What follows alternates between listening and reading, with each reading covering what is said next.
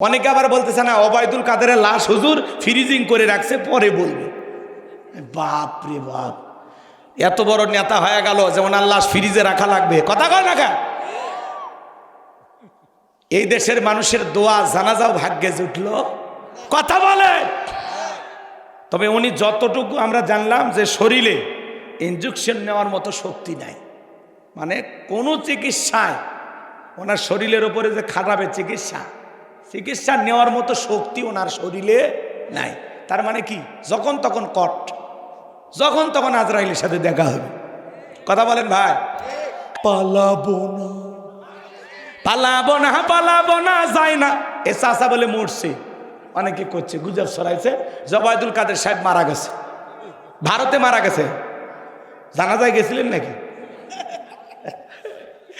শোনা যাচ্ছে যে সেতুমন্ত্রী ওবায়দুল কাদের মারা গেছে, ইন্না লিল্লাহি ওয়া ইন্না ইলাইহি রাজিউন।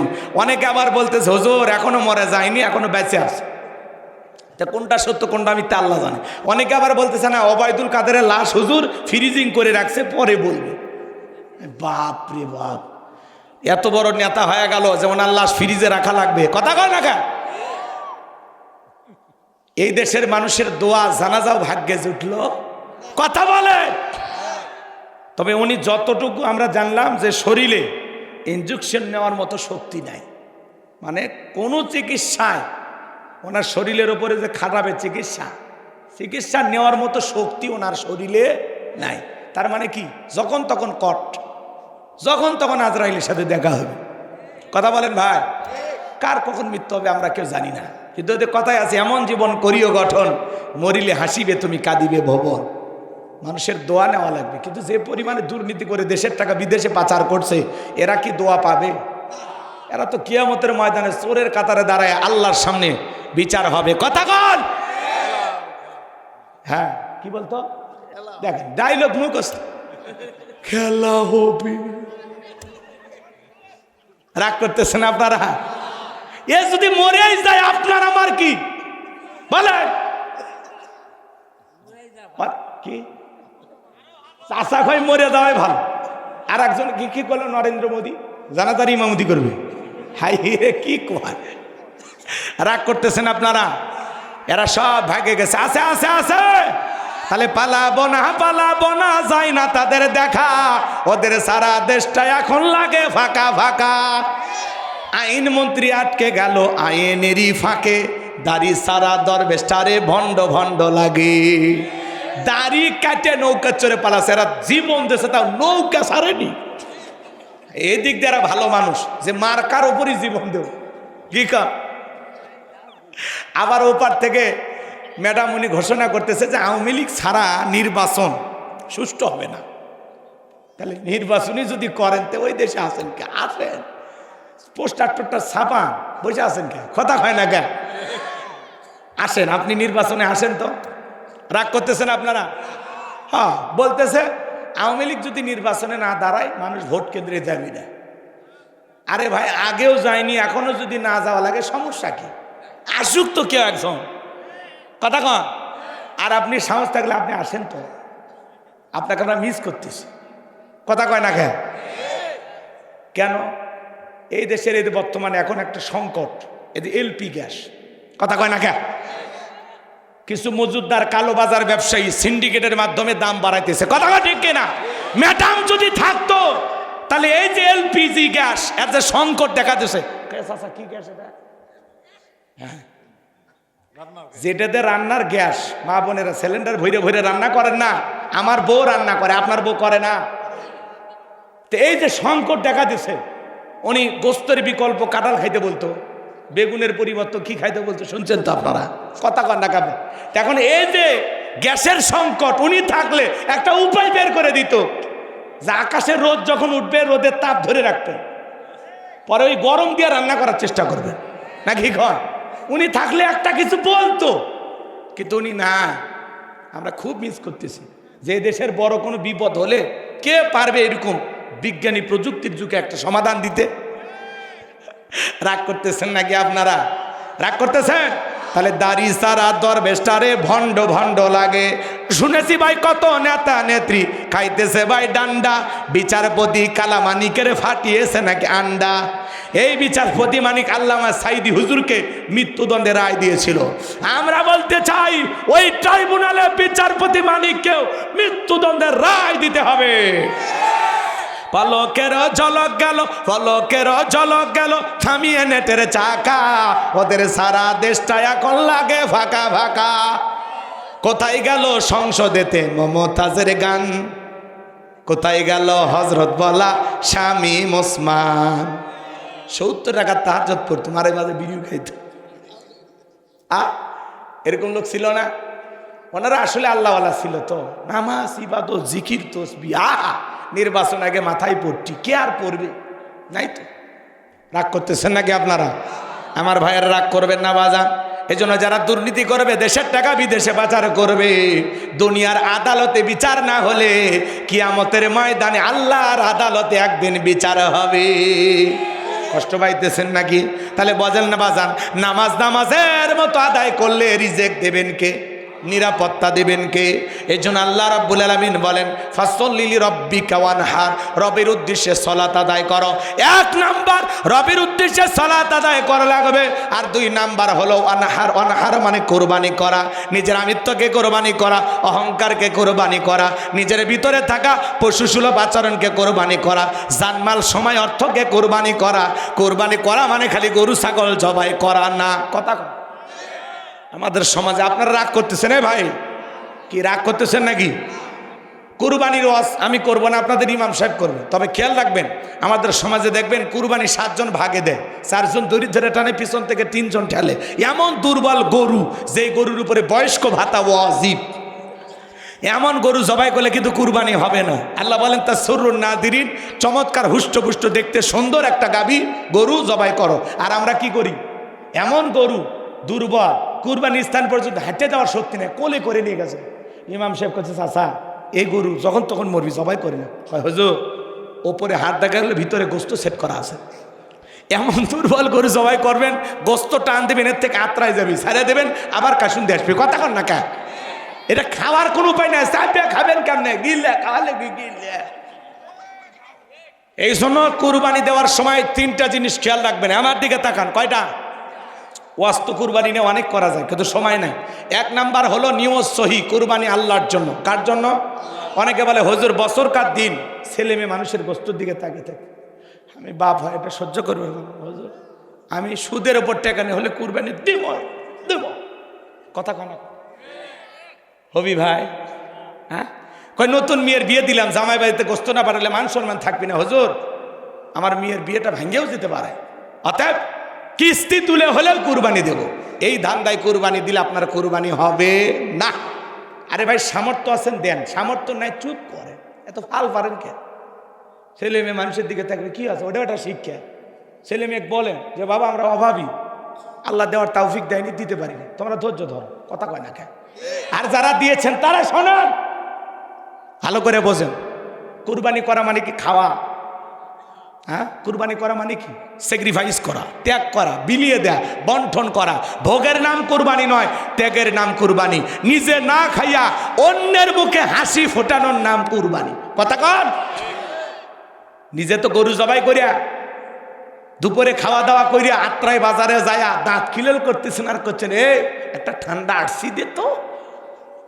আর আপনার প্রতিবেশী আদা রসুন মশলা বাইটা বাচ্চা কাচ্চা নিয়ে অপেক্ষায় বসে আছে। বাচ্চারা বলে মা কই রান্না তো উঠাও না, রান্না করো। বাবা একটু অপেক্ষা কর, ওই যে প্রতিবেশী কুরবানি দিছে, কিছুক্ষণ পরে গোস্ত দিয়ে যাবে, তোদেরকে দিয়ে গেলে রান্না করে খাওয়াবো। আপনার প্রতিবেশী আদা রসুন মশলা বাটাইয়া অপেক্ষায় বসে আছে, 2-4 টুকরা কেউ দিলে বাচ্চাদেরকে রান্না করে খাওয়াবে। আপনি তাদেরকে না দিয়া ফ্রিজ ভইরা নিজে খাইয়া আপনি আত্রাই বাজারে যা দাঁত খিলেও করে ফাজলামি করেন না। কুরবানি দেওয়া মানে কি? ত্যাগ করা। নিজে না খায় অন্যের মুখে খাবার তুলে দেওয়া লাগবে। কুরবানির ঈদে গোস্ত বন্টন করার মধ্যে সবচাইতে বেশি ভালো লাগা, আনন্দ, তৃপ্তি। কথা কয় না কেন? আপনার প্রতিবেশী কার কার কুরবানি দেয়নি, কে কে তাদের বাড়িতে গোস্ত গেছে কিনা, পৌঁছেছে কিনা, তারা রান্না করলো কিনা, খাইলো কিনা, খোঁজ খবর নেবেন না? কথা কয় না কেন? এই জন্য প্রতিবেশীকে দিয়া খাবেন, মনে থাকবে তো ইনশাল্লাহ। খালি ফ্রিজ ভরান শিখছে আর মাসালা জিজ্ঞাসা করে কতদিন ফ্রিজে রেখে খাওয়া যায়। হুজুর এখন কি করবি? কয় এই কুরবানির গোস্ত ওই কুরবানি নিয়ে যান। তখন বললে আর গোস্ত থাকে না, হাড় হয়ে যায়, হাড় কালো কুচকুচে হয়ে যায়, খাওয়ার মতো রুচি থাকে না। টাটকা গোস্তের স্বাদই আলাদা। ধনী বানাইছে আল্লাহ, এক সপ্তাহ পরে আবার কিনতে পারবেন না, তাতে ফ্রিজে থোয়ার শখ কে? এ কথা কর না কে? জায়েজ আছে তাই বলে মানুষকে না দিয়ে থুবে? আগে পৌঁছা, মানুষকে দেন, আত্মীয় স্বজনকে দেন, গরিব দুঃখীকে দেন, প্রতিবেশী যারা কুরবানি দেয়নি দেন, আগে দিয়া তারপরে যদি 2-4 কেজি থাকে ওইটা রাখেন। কথা কর না কে?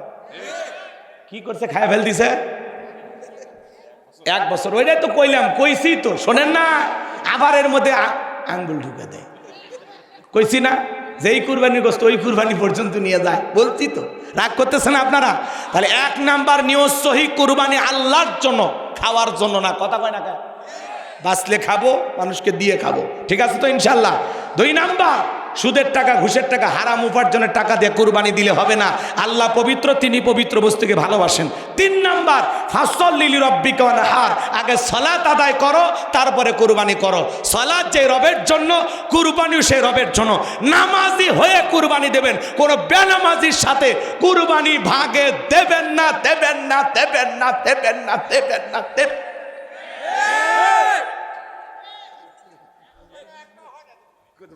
হবি না তো, ওটা পিকনিক খাওয়া হচ্ছে, কেবল বুঝলেন? হবি না। বেনামাজির সাথে ভাগে কুরবানি দেবেন না। আপনি একাই শোনেন, কুরবানি দেবেন। আমি কি করছি 3টা পয়েন্ট খেয়াল করা লাগবে। কথা কি বানায় বলতেছি?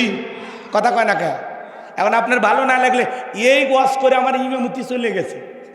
আপনি জানেন যে জুমাই বলছি যে ভাই বেনামাজির সাথে ভাগে এই বছরে কুরবানি দেবেন না, ভালো করে বুঝাইছি যে আল্লাহ বলেছেন ফাসল্লি লিরাব্বিকা ওয়ানহার, আগে সালাত আদায় করো তারপরে কুরবানি করো। কুলিন্না সলাতি ওয়া নুসুকি ওয়া মাহইয়ায়া ওয়া মামাতি লিল্লাহি রাব্বিল আলামিন। নবীজি আপনি বলুন, আমার নামাজ আমার কুরবানি। নামাজ কুরবানি এক জায়গায় আছে না নাই? কথা কর না কে আপনারা?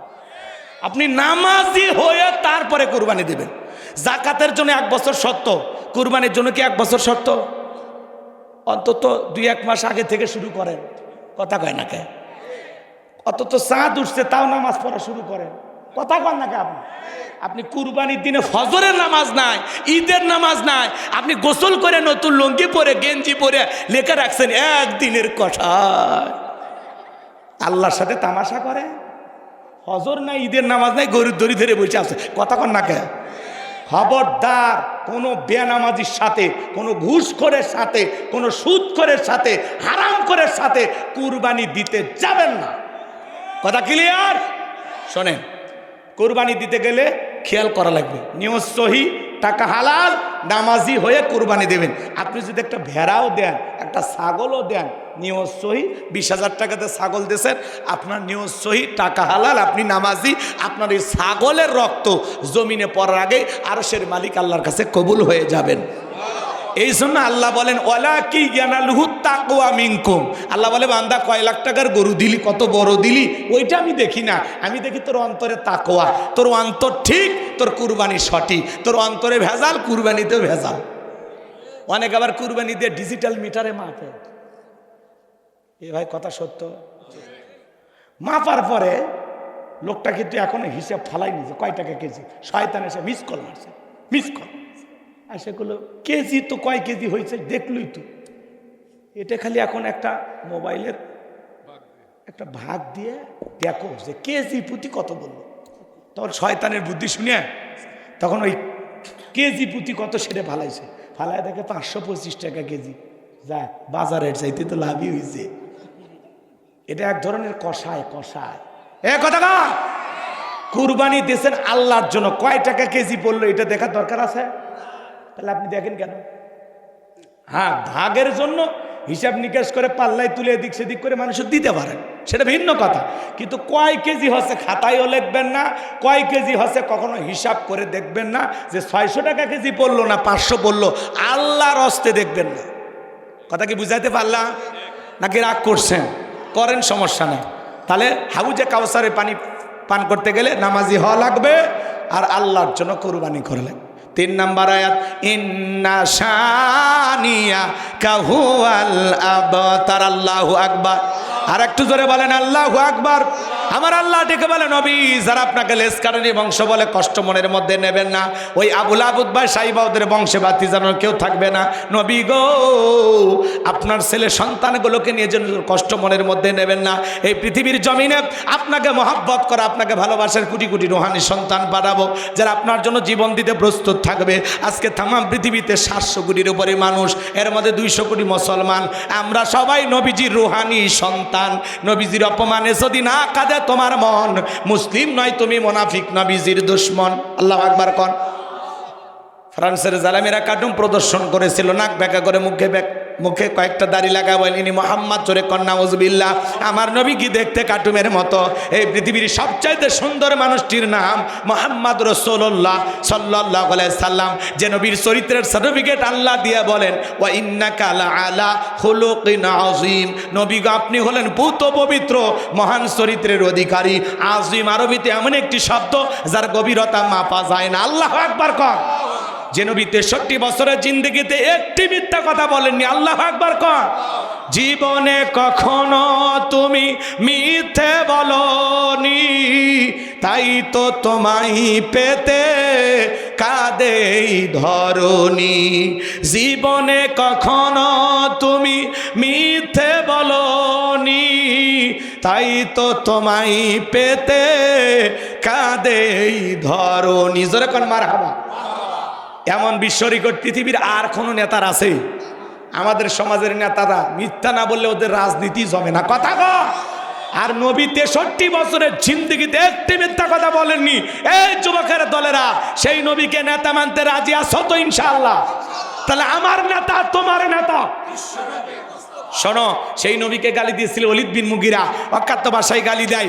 আল্লাহ আয়াত নাজিল করে বলেন উতুল্লিম বাদা যালিকা জানিম। নবী গো, এই ওলীদ বিন মুগীরা হলো পিতৃ পরিচয়হীন জারর সন্তান, এর জন্মের ঠিক নাই, একটা বাস্টার্ড। ওলীদ বিন মুগীরা বলল, নবী এত বড় কথা, আমার জন্মের ঠিক না, আপনি থাকেন, আমি বাড়িতে যাই। ছেলেটা বৈধ অবৈধ জানে কে? ফ্যাক্টরির মালিক, তার মানে তার মা। এইবার তার মায়ের নাম ছিল ঝর্ণা। যা বলে, মা করবি না কোনো তাল বাহানা, নবী মুহাম্মদ সাল্লাল্লাহু আলাইহি সাল্লাম আমাকে বলেছেন উতুল্লিম বাদা যালিকা জানিম, আমি নাকি পিতৃ পরিচয়হীন জারর সন্তান, আমার নাকি জন্মের ঠিক নাই। ওলীদ বিন মুগীরার মা মনে মনে ভাবে, এই গোপন তত্ত্ব নবী জানলো কেমনে? নবী তো জানতেন না, নবীকে জানিয়ে দিয়েছেন তিনি কে।